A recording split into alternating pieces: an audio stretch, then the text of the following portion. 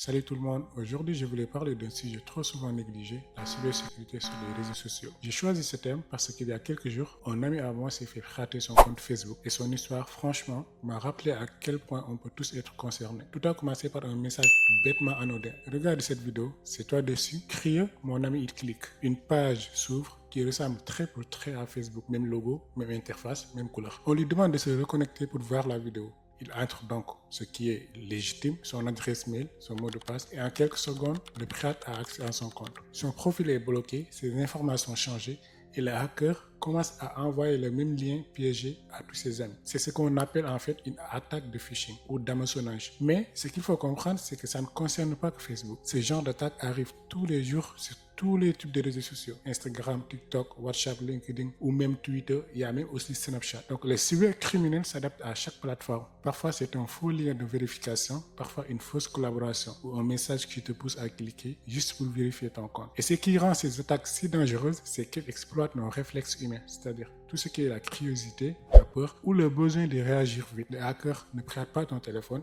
il prête ta confiance. Alors comment se protéger? D'abord, ne clique jamais sur un lien douteux, même si ça vient d'un ami ou d'un collègue. La deuxième chose à faire, c'est de vérifier toujours l'adresse du site avant d'entrer tes identifiants. Parfois, une seule lettre change tout. Et la troisième chose qu'il faut faire, c'est surtout active la double authentification sur tous tes comptes. C'est une des protections les plus simples, mais aussi les plus efficaces. Mon ami a quand même fini par récupérer son compte, mais cette histoire lui a servi de leçon. Parce qu'aujourd'hui, notre identité numérique vaut presque autant que notre carte d'identité réelle. Et si je vous parle de ça, c'est parce que la cybersécurité, ce n'est pas un sujet réservé aux experts, c'est l'affaire de tout le monde. Plus on comprend comment ces attaques fonctionnent, moins on a de chances d'en être victime. Alors, restons vigilants, prenons 2 secondes avant de cliquer et surtout, protégeons nos comptes. Parce qu'en ligne, la sécurité, c'est d'abord une question d'attention. Sur ce, je vous dis à la prochaine vidéo.